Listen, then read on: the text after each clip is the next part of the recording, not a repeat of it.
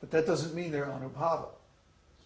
Only if the devotee has been reminded of Krishna and is in Krishna consciousness, and these activities are performed spontaneously as a result of their feelings. They have to be from the heart. They have to be real. And they have to be in relationship with Krishna. Krishna's activities, Krishna's qualities, Krishna's name, and so on. The teachings of the esoteric teaching of the Vedas are all in relationship with Krishna. They have no meaning otherwise. Krishna says, I am the subject of the Vedas. Vedaischa sarvairahameva vedyo. That I am to be known through the Vedas. Krishna says that in Bhagavad Gita. So if we see the scriptures properly, their purpose is only to reveal Krishna. There's no other purpose. They may offer some other things like material advancement, fruitive activities, elevation to heavenly planets, worship of demigods, knowledge, both material and spiritual, and so on. Improvement in our situation generally. But those results are only to attract us to the process of searching for Krishna. And so we begin to search. Once we understand this point, once we come into contact and association with devotees, and the devotees convince us that actually the meaning of the Vedas and all other scriptures is simply to search for Krishna. Once we start this search, and then we begin to find little traces of Krishna, actually we can see Krishna everywhere. We were talking about this in the metro. Yesterday we were going downtown to buy vegetables and stuff.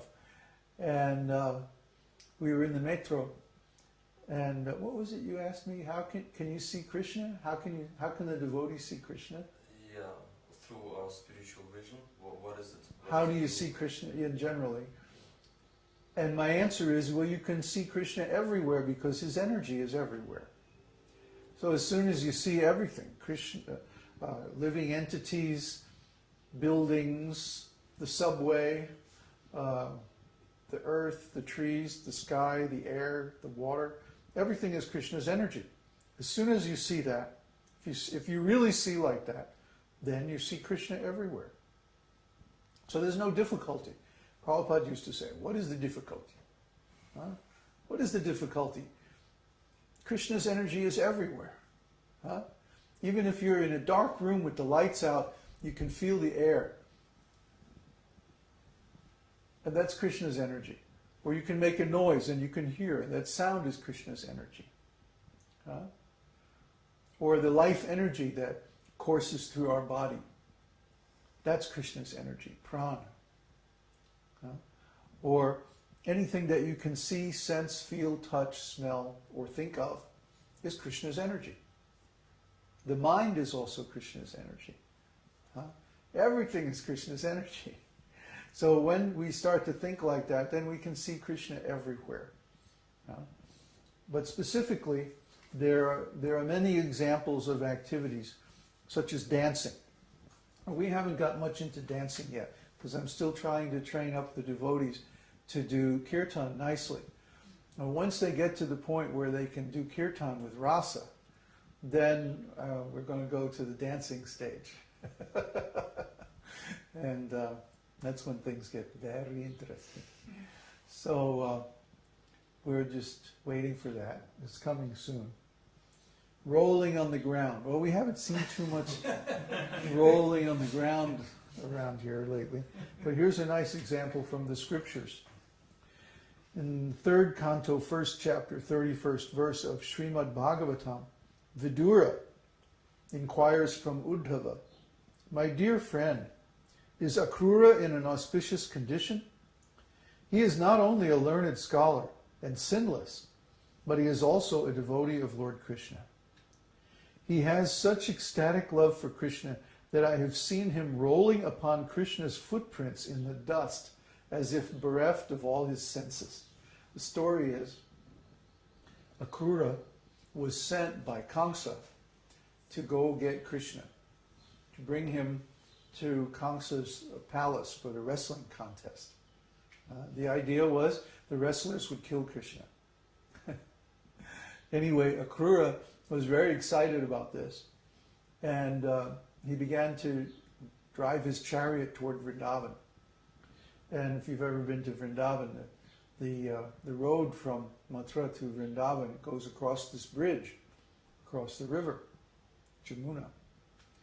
And as soon as Akrura crossed the bridge of the Jamuna, and was on the Vrindavan side, he saw Krishna's footprints. He saw Krishna's footprints in the dust of Vrindavan. And as soon as he did, he got down off of his chariot and he just rolled in the dust. Krishna. He was such a great devotee of Krishna. And then he went to take bath in the Jamuna at that place.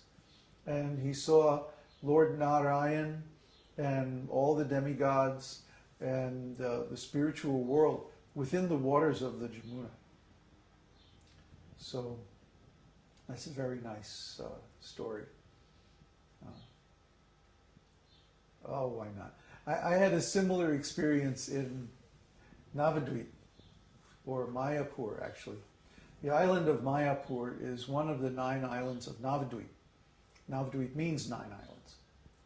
And Mayapur, where Lord Chaitanya took his birth, was one of those 9 islands. And that island is where the ISKCON Center is located. So at one time I was the headmaster of the music department in the university that they have there. That's actually a school. Anyway, one day I was going to Navadvip for some business. I forget exactly what it was about. I had to cross the river. Since all these different dweeps are islands, they're separated by rivers. And some of the rivers are small enough that you can swim across. But the Ganges River is well over a mile wide at that point. And it's full of crocodiles and dolphins and all kinds of things. It's really wild. So you have to take a boat. So there I was waiting. There's in the ghat, the place where the boat docks. There's a tea shop. So I was just sitting in the tea shop waiting for the boat to come. And I had many strange experiences in Mayapur because it's a very spiritual place. So I was sitting there, and all of a sudden I looked at the local inhabitants just walking back and forth on their way here and there, and I could see that they all had 4 hands, like the inhabitants of Vaikuntha.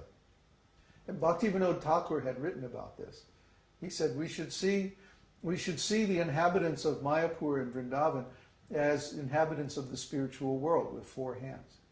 And now here I was, only 100 yards from Bhaktivinoda's Samadhi house,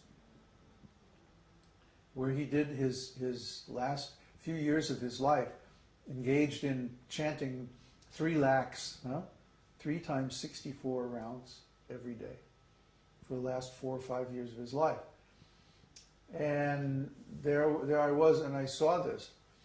And then I was like, wait a minute, what's going on? I got up, and I walked outside, and I could see with my regular eyes the Ganges. And it's kind of a sandy, like a sandbar that goes out into the Ganges, where the Jalangi River joins the Ganges. And that's where the boats come. So I could see that with my regular eyes. But with spiritual vision, I could see these enormous steps going up, like miles into the sky, like a bathing hut in India, but enormous and golden, all golden, and with beautiful golden temples all over here and there. And all these very beautiful people were coming down and bathing in the Ganges there at the place where Lord Chaitanya appeared in this world.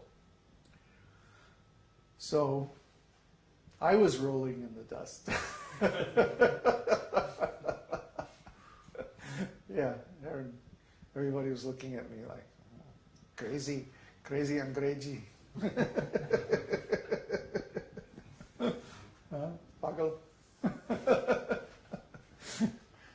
So, singing loudly is something that devotees do a lot. We like to sing loudly about Krishna's glories. And stretching the body. Sometimes the devotees will stretch, they'll just feel like, it's like almost like we're trapped inside the body and we have to stretch it out, make it bigger or something. Once Narada Muni was chanting, it's described in the scriptures, and he became so ecstatic that he stretched his body so much that his sacred thread broke.